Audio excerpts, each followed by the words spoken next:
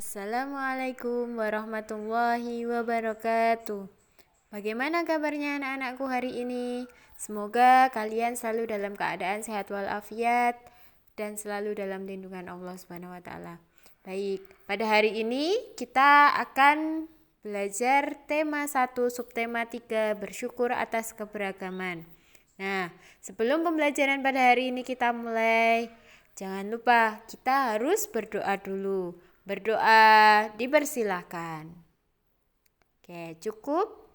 Oke, pada hari ini kita akan meneruskan subtema 3 yaitu bersyukur atas keberagaman. Nah, sebelum kita masuk ke materi, jangan lupa disiapkan alat tulisnya, disiapkan buku tulisnya, buku paketnya, dan buku pendukung yang lain. Jangan lupa dicatat apa yang perlu anak-anakku catat, apa yang penting silahkan nanti dicatat dalam buku tematik masing-masing. Tetap semangat belajar. Baik, kita masuk ke materi yang pertama yaitu bahasa Indonesia. Dalam bahasa Indonesia ini kita masih sama, yaitu membahas gagasan pokok dan gagasan pendukung. Nah, bagaimana langkah-langkah kita dalam mencari gagasan pokok dan gagasan pendukung itu? Yang pertama, kita wajib yang namanya membaca teks dengan cermat. Yang kedua, setelah kita membaca teks dengan cermat, kita akan menemukan kalimat utama atau kalimat inti dalam paragraf tersebut. Nah, setelah kita menemukan kalimat utamanya, kita baru bisa menentukan gagasan pokoknya. Karena apa? Karena gagasan pokok merupakan ringkasan atau inti dari kalimat utama. Nah, kalimat utama itu terletak di mana, Bu? Kalimat utama itu biasanya terletak di awal, di akhir, atau bisa juga di awal dan di akhir paragraf. Tapi khusus kelas 4 ini biasanya kalimat utama itu terletak di awal paragraf. Nah, yang ketiga nanti untuk menentukan kalimat gagasan pendukung kita harus menemukan dulu kalimat penjelasnya. Nah, setelah kita menemukan kalimat penjelas, kita baru bisa menentukan gagasan pendukungnya. Nah, yang terakhir tadi seperti yang Bu Dwi jelaskan di awal, mengubah kalimat utama atau kalimat penjelas itu dalam kalimat yang lebih inti atau lebih ringkas, karena gagasan pokok atau gagasan pendukung itu merupakan inti atau ringkasan dari kalimat utama dan kalimat penjelas. Baik, selanjutnya kita akan belajar PPKN, yaitu kerjasama dalam keberagaman. Nah, kemarin di pembelajaran sebelumnya, di subtema sebelumnya, Bu Dwi sudah memberikan contoh berbagai bentuk kegiatan, baik di lingkungan sekolah, lingkungan rumah, maupun lingkungan masyarakat. Nah, bentuk-bentuk kegiatan itu bisa juga merupakan bentuk kerjasama. Contohnya di lingkungan masyarakat, yaitu membangun jembatan desa, membuat gorong-gorong di desa. Di lingkungan keluarga, membersihkan rumah.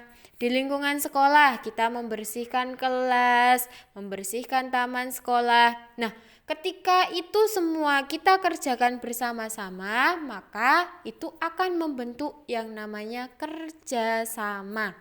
Nah, Bu, kerjasama itu punya manfaat tidak? Ya tentu ada manfaatnya. Yang pertama, pekerjaan yang mulanya awalnya berat pasti akan terasa ringan. Contohnya ketika kita mau menggeser meja, kita lakukan sendiri pasti akan terasa berat. Nah, ketika kita lakukan bersama kakak, jika di rumah bersama kakak, bersama adiknya, bersama ayah, bersama ibu, nah itu pasti akan terasa lebih ringan.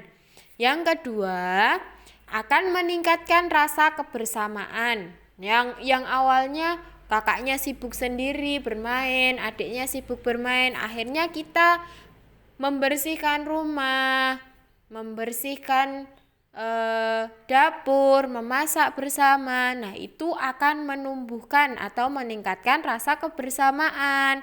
Yang ketiga, menjalin hubungan kekeluargaan. Nah, ini jika di keluarga, di lingkungan sekolah misalnya, ketika temannya berbeda suku, ketika temannya berbeda agama, kita bekerja sama bareng-bareng. Nah, itu akan menumbuhkan rasa kekeluargaan dalam diri masing-masing. Yang keempat, bisa saling mengenal. Nah, ini yang awalnya tadi dengan teman sekelasnya, teman sebangkunya tidak kenal, ketika kita ada tugas bareng, nah kan bisa berkenalan. Oh, namaku A, namanya dia B, dari sini akhirnya bisa saling akrab. Yang selanjutnya, menumbuhkan rasa persatuan dan kesatuan. Selanjutnya, bisa melatih tanggung jawab. Nah, ini kalau misalnya sudah ada jadwal piket di kelas, loh kok nggak piket? Berarti tanggung jawabnya kurang. Ketika melaksanakan piket bareng-bareng, oh berarti punya rasa tanggung jawab. Selanjutnya, dapat saling bertukar ide dan pemikiran. Nah, ini biasanya kalau ada tugas kelompok. Nah, ini bisa bertukar ide dan pemikiran. Selanjutnya, dapat menyatukan keinginan untuk mencapai tujuan. Nah, ketika sekolah misalnya ada musyawarah bareng-bareng satu kelas. Nah, misalnya teman-temannya ada yang berpendapat A, B, C. Nah, akhirnya kita bermusyawarah, kita berdiskusi mencapai satu tujuan. Nah, itu namanya kerja sama. Melatih diri untuk mengemukakan pendapat. Nah, ini ketika nanti kita bertatap muka. Bu Dwi misalnya nanti akan bertanya saat awal sebelum kita masuk materi, ada sebuah musyawarah di kelas. Nah, misalnya teman-teman ada yang mengemukakan pendapat, Bu, saya maunya begini, Bu, saya maunya begini. Nah, itu juga bisa menjadi manfaat kita ketika kita bekerja sama. Nah, kalau tadi kita belajar manfaat kerjasama, sekarang kita ke hal-hal yang dapat menghambat kerjasama. Nah, kerjasama ini tentu ada hal-hal yang dapat menghambat. Yang pertama, ketika peran dan tanggung jawab itu tidak jelas. Yang kedua, ketika kita tidak mau berbagi ide dan pikiran. Misalnya Bu Dwi punya ide A, tetapi Bu Dwi tidak mau mengungkapkan ide dan pikiran yang Bu Dwi punya. Nah, itu juga bisa menghambat kerjasama. Yang ketiga, tidak mau mendengarkan pendapat orang lain. Nah, ketika diskusi, ketika musyawarah, ketika ada temannya yang berpendapat kita tidak setuju atau kita tidak mau mendengarkan, nah itu juga akan menghambat kerjasama. Yang keempat, berburuk sangka kepada orang lain. Nah, ini tidak boleh dilakukan oleh anak-anakku. Kita tidak boleh berburuk sangka kepada orang lain. Apapun pendapatnya, apapun yang diungkapkan, kita tetap harus menghormati. Nah, selanjutnya ada ingin menang sendiri. Nah, ini juga tidak boleh. Kita tidak boleh kok ketika kita berpendapat, nah maunya pendapat kita yang digunakan, pendapat orang lain tidak boleh digunakan. Nah, itu juga tidak boleh. Yang terakhir, sifat keras kepala. Nah, sifat keras kepala dengan menang sendiri dan juga tidak mau mendengar pendapat orang lain, ini tidak jauh berbeda. Nah, itu juga tidak boleh dilakukan oleh anak-anakku. Nah, itu tadi beberapa manfaat dan hal-hal yang menghambat kerjasama. Nah, kerjasama tidak hanya dilakukan ketika kita di dalam ruangan atau di dalam keluarga, di dalam masyarakat. Ketika kita sedang bermain dengan teman-teman, kita sedang bermain permainan tradisional, itu juga ada manfaatnya. ada kerjasamanya. Nah, manfaat memainkan permainan tradisional itu apa, Bu? Nah, contohnya yang pertama yaitu kita akan melatih kerjasama. Contohnya ketika kita bermain gobak sodor. Nah, nggak mungkin kan kita bermain sendiri, pasti ada temannya. Nah, kita juga pasti akan bekerja sama dengan teman-teman kita yang satu kelompok. Yang kedua, melatih kedisiplinan. Nah, kedisiplinan di sini kita tidak boleh curang. Yang ketiga, menumbuhkan kreativitas. Yang keempat, akan menumbuhkan kepedulian kita. Yang kelima, bisa mengembangkan sikap jujur. Nah, seperti tadi yang Bu Dwi ungkapkan, kita tidak boleh bermain curang. Selanjutnya bisa menumbuhkan sikap lapang dada. Nah, ketika kita kalah, kita tidak boleh langsung marah. Kita tetap harus bersikap lapang dada karena itu hanya permainan. Yang selanjutnya dapat mempererat persatuan dan kesatuan.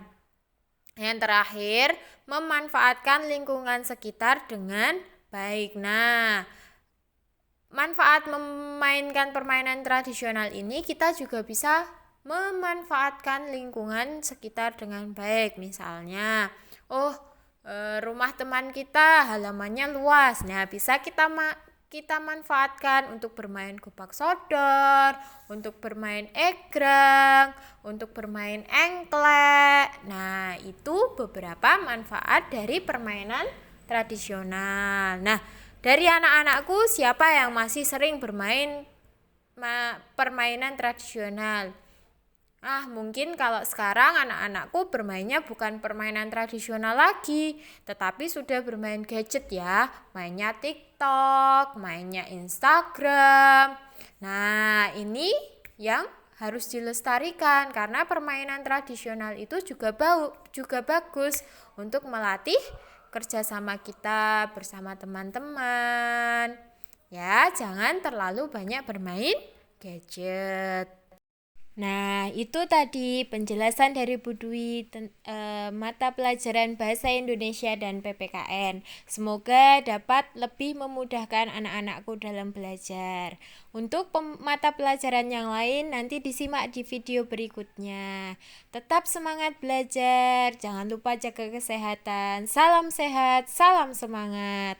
Cukup sekian dari Bu Dwi, banyak kekurangannya mohon maaf. Kita akhiri pembelajaran pada hari ini dengan berdoa. Berdoa dipersilahkan. Berdoa cukup. Sampai bertemu di video pembelajaran berikutnya. SDNU Sleman Yogyakarta, Sekolah Santri Berprestasi. Wassalamualaikum warahmatullahi wabarakatuh.